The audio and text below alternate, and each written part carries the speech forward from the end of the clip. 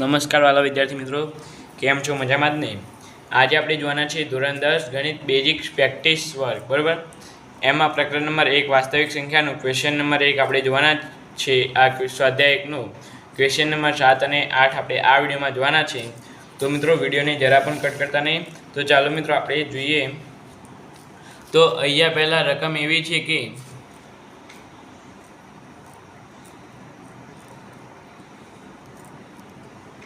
અહીંયા રકમ કઈ આવી છે. સ્વાધ્યાય 1નું ક્વેશ્ચન નંબર 7 અને 8 આપણે જોવાના છે. વાત થઈ ગઈ, બરાબર? એની રકમ કઈ આવી છે કે 6 અંકની એવી મોટામાં મોટી સંખ્યા શોધો જેની 24, 15 અને 36 વડે નિશેષ ભાગી શકાય. તો મિત્રો મોટામાં મોટી સંખ્યા કીધી છે એટલા માટે આપણે શું શોધીશું? લસા શોધીશું, બરાબર?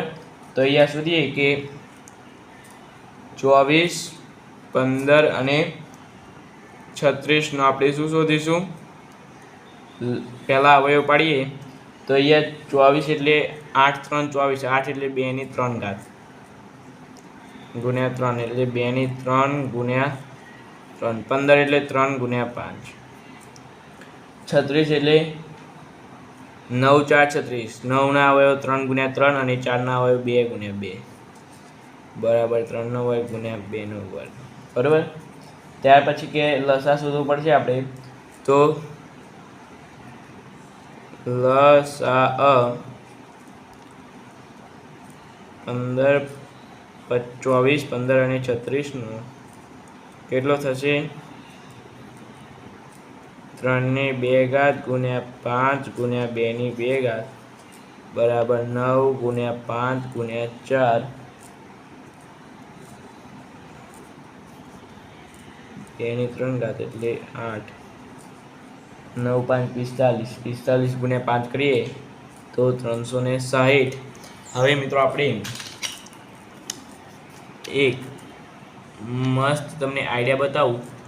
આ દાખલા પરીક્ષામાં બહુ પૂછાય છે, તો એક મસ્ત આઈડિયા બતાવું. હવે તમારે 6 અંકની મોટામાં મોટી સંખ્યા લખવાની. 6 અંકની મોટામાં મોટી સંખ્યા 3669, બરાબર? અને એને આપણે 360 વડે ભાગવાની. 360 ભાગીએ તો પહેલાં 360 2 આવશે, 0 36 2 72. ત્યાર બાદ અહીંયા શું વધ્યું? 9, 9 માંથી 2 જાય તો 7 અને 2 ભાગ ના ચાલે એટલે ઉપરથી ઉતાર્યા 9 36 7 252, બરાબર? 0 અહીંયા આવી ગયો ને એટલે 9. આ તો 0, 9 માંથી 2 જાય 7, 7 માંથી 2 9. પાછા એને આવે છે મિત્રો, એટલે કે એમ કરતાં કરતાં 277 આપણે લાવીએ. 277 7 में લે તો 25 20 ભાગ્યા 2 7 9 ઉપર જુદા 9. હવે ભાગ આગળ ચાલશે ને એટલે આપણને 6 અંકની શેષ કેટલી મળી? 2 7 9, બરાબર?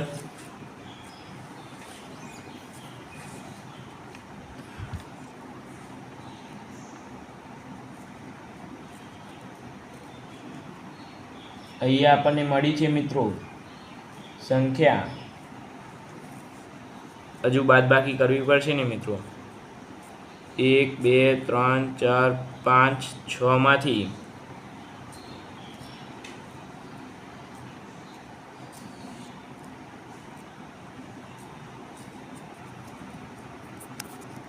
તો હવે આપણે અહીંયા બાદબાકી કરીએ. આપણે 7 આટલા બાદ કરવાના મિત્રો. આપણને શેષ કેટલી મળી? આટલી મળી. તો પહેલાં આટલા બાદ કરી નાખીએ આપણે આમાંથી. 2 7 9 તો આપણને શું મળશે મિત્રો? 0 પહેલાં 3 આગળના 9 9 એમ 7 9 2. તો મિત્રો આપણને આટલી કઈ બાદબાકી મળે છે. તો આને 24 વડે પણ ભાગી શકાય, 15 વડે પણ ભાગી શકાય અને 36 વડે પણ ભાગી શકાય. માટે અહીં લખી શકાય કે 6 અંકની સૌથી મોટી સંખ્યા 999 70 જેને 15, 24, 36 વડે ભાગી શકાય। ખબર પડી ગઈ મિત્રો? ઓકે, તે જ રીતે હવે આપણે 8 નંબરનો પણ દાખલો જોઈશું મિત્રો। આ 8 નંબરનો દાખલો આપણે ઓલરેડી એક વખત પહેલાં ભણી ચૂક્યા છીએ। તો અહીંયા કે છે કે આરિવ, આહાન અને આર્યા એક સાથે માળા પરોવવાની રમત રમે છે। એક માળા પરોવતા આરિનને 12 મિનિટ લાગે છે, આહ્વાનને 18 મિનિટ લાગે છે અને આર્યાને 24 મિનિટ લાગે છે। કેટલા સમય પછી મિત્રો, આ કેટલા સમય પછી તમારે પકડી લેવાનું। કેટલા સમય પછી આવે એટલે હું એ તમને કીધેલું જ છે કે ઓલરેડી લસા શોધી લેવાનો, બરાબર। ત્રણેય બાળકો નવી માળા પરોવવાનું એક સાથે ચાલુ કરશે। તો મિત્રો આપણે સૌપ્રથમ 12, 18 અને 24નો આપણે અવયવ પાડીએ અને ત્યાર પછી તેના લસા શોધીશું, બરાબર। અને લસામાં જેટલી મિનિટ આવશે એટલા જ તેના પેલું શું કહેવાય, એટલા જ તેના કલાક થશે। મારા ખ્યાલથી કેટલા આવશે કહું? 12ના ઘડિયામાં જે આવતું હોય 24ના ઘડિયામાં આવવું જોઈએ ને 18 2 36, મારા 18 1 18 2 36 3 18 4 72, 12 5 60, 12 7 24, 12 6 72 અને 24 1 24, 24 2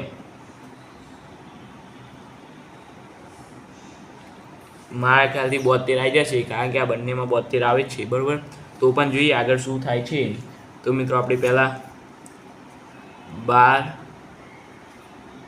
18 અને 24ના અવયવ પાડીએ તો 12ના અવયવ આવે એટલે 3 × 4 એટલે 2 × 2 × 3, 2 2 4 × 3 બરાબર 2 ની 2 × 3, 18 એટલે 9 2 18, 2 × 3 × 3 બરાબર 2 × 3 ની 2 ઘાત, 24 એટલે 8 3 24 એટલે 2 ની 3 ઘાત × 3 બરાબર, એટલે 2 ની 3 × 3 ની 1।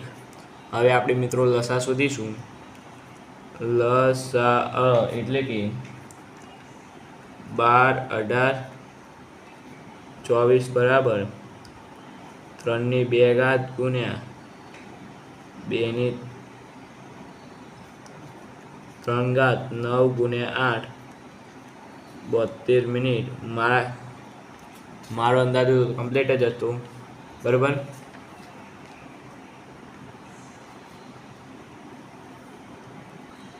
જો મિત્રો 12ના ઘડિયામાં પણ 72 આવે છે, 18ના ઘડિયામાં પણ 72 આવે છે અને 24 3 72, બરાબર। એટલે ત્રણેયના ઘડિયામાં 72 આવે છે, એટલે મિત્રો આ જવાબ ફાઇનલ છે તમારો, બરાબર। અહીંયા લખવું હોય તો લખી શકાય કે ત્રણેય બાળકો નવી માળા પરોવવાનું એક સાથે 72 મિનિટ પછી ચાલુ કરશે, એટલે કે અહીંયા લખીએ 72 મિનિટ પછી ત્રણેય